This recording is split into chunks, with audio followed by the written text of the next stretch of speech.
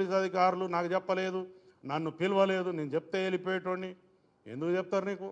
నువ్వు తీసిమార్ఖానువా? నువ్వు మామూలు పౌరుడివి, నువ్వు you are a common citizen.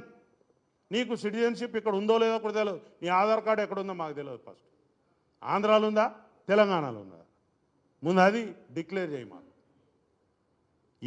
ఏంటి ఈ వ్యవస్థ ఏంది? నువ్వు చేసే కథ ఏంది?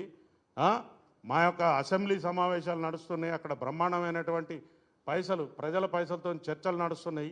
నీ రామాయణమేంద్రా బాబు? మాది ఇక్కడ ఇది ఏంటిది? ఇక్కడ గంట సమయం, it is a valuable time. ఒక నిమిషానికి 2 లక్షలు 3 లక్షలు ఖర్చు అవుతాయి. గంట సమయం పోయింది మా అసెంబ్లీ.